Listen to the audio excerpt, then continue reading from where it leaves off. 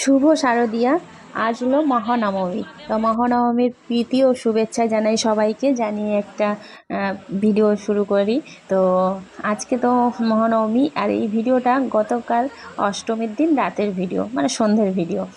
তো চতুর্থীর দিন, পঞ্চমীর দিন তো আমার দিদি, আমি, বোন সবাই মিলে ঠাকুর দেখলাম। বাচ্চাগুলোকে এই রেস্টুরেন্টে খাইয়েছিলাম একদিন নিয়ে গিয়ে, আমার দিদির ছেলে মেয়ে, আমার বোনের ছেলে, আমার ছেলে মেয়েগুলোকে নিয়ে। কিন্তু তখন তো আমার জায়ের ছেলেগুলো ছিল না, তো ওরা পুজোয় এসছে। এবারে ভাবলাম ওদেরকেও একদিন এই রেস্টুরেন্টে নিয়ে যাই। তো গতকাল বিকেলবেলায় একটু মানে বিকেলবেলায় জিজ্ঞাসা করলাম যে রেস্টুরেন্টে গিয়ে খাবে। তো আমরা তো অষ্টমী করেছি, মানে অষ্টমীর দিন আমরা বড়রা কেউ খাই না বাইরে। তো শুধু বাচ্চাগুলোকেই নিয়ে গেলাম, চারটে বাচ্চার। প্রথমে আমাকে আর ছোট দুটোকে বাইকে করে দিয়ে আসলো। আর এটা হচ্ছে আমাদের জলপথে একে ফ্যামিলি রেস্টুরেন্ট। তো খুব সুন্দর রেস্টুরেন্টটা, খাবার দাবারের কোয়ালিটিটাও ভীষণ ভালো। বিরিয়ানিটা ভালো লাগে না, আর যা খাবার দাবার কোয়ালিটিগুলো খুব ভালো। তো যাই হোক, প্রথমে আমাকে আর মেয়েটাকে, জায়ের ছোটো ছেলেটাকে দিয়ে আসলো, তারপরে আমার ছেলেকে আর মেয়েকে দিয়ে আসলো, পরে নিয়ে গেল। তারপরে ওদের জন্য অর্ডার দিলাম, সবাইকে জিজ্ঞাসা করলাম কি খাবে। তো ওরা তিনজনেই বললো প্যান ফ্রাই মোমো খাবে, মানে আমার মেয়ে, আমার দেওরের ছেলে, দুটো ছেলে, তিনজনেই। আর আমার ছেলে বললো যে আমি লাচ্ছা পরোটা আর চিকেন খাবো।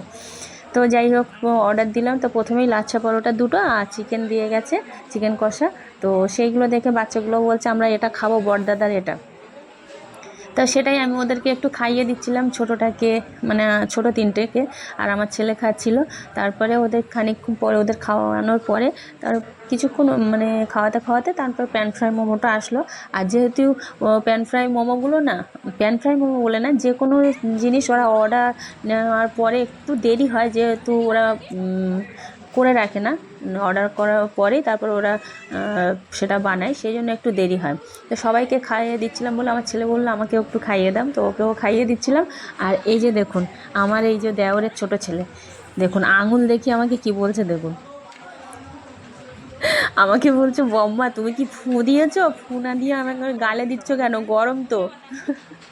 তো ও ভীষণ পাকা পাকা কথা বলে, খুব ভালো ছেলে। তো যাই হোক, ওকে ফু দিয়ে তারপর খাইয়ে দিলাম। ফু না দিলে ও খাবে না। তারপরে প্যান ফ্রাই মোমোগুলো না একটু ঝাল সস টস দিয়ে বানাই, তো ভীষণ ঝাল লাগছিল ওদের। তো আমার মেয়ে আর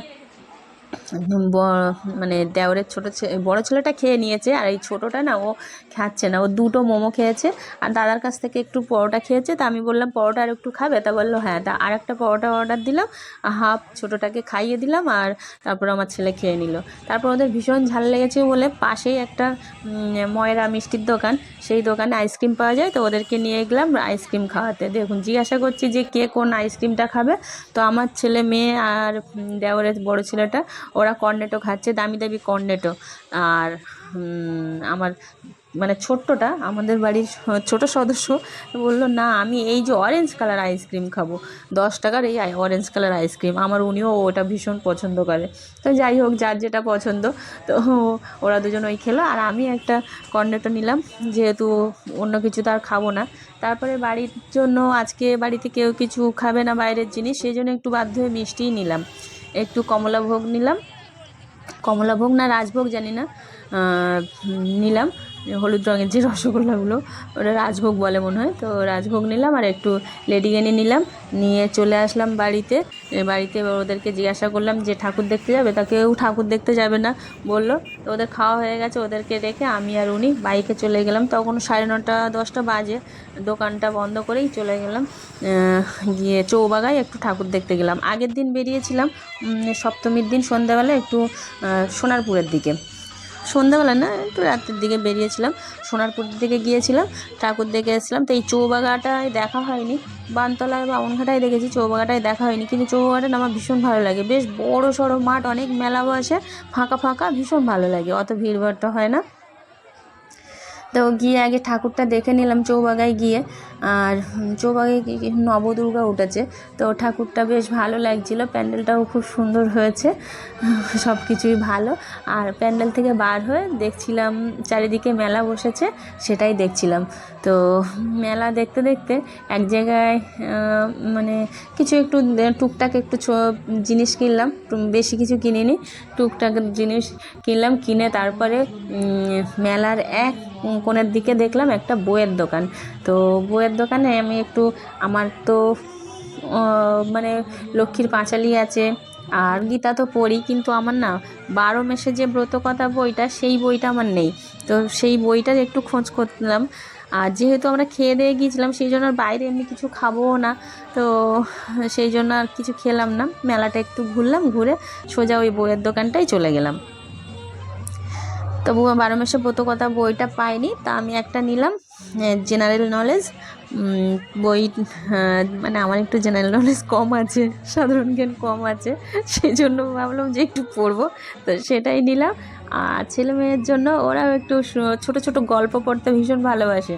তা আগের বছরও একটু বই কিনেছিল, কলেজ স্ট্রিট যখন ঠাকুর দেখতে গেছিলাম, আমার ছেলে বই কিনেছিল, তো গল্পের বই, ছোটদের গল্প। তো এটা সুকুমার রায়ের হযবরলা, সেটাই কিনলাম ওদের জন্য, আর আমি একটা জেনারেল নলেজ নিলাম। তো দুটো বই কিনে তারপরে সোজা চলে আসলাম আমাদের পুজো মণ্ডপে।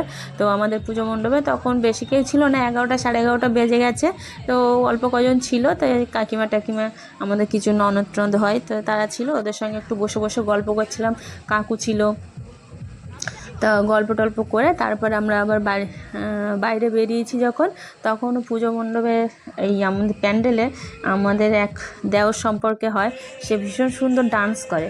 তো ডান্স করছিল, সেটাই দাঁড়িয়ে দাঁড়িয়ে দেখছিলাম। তো ওর ডান্সটা একদিন আমি দেবো একটা রিলসে, দেখুন ডান্সটা, ও ভীষণ সুন্দর ডান্স করে, তো দেখুন।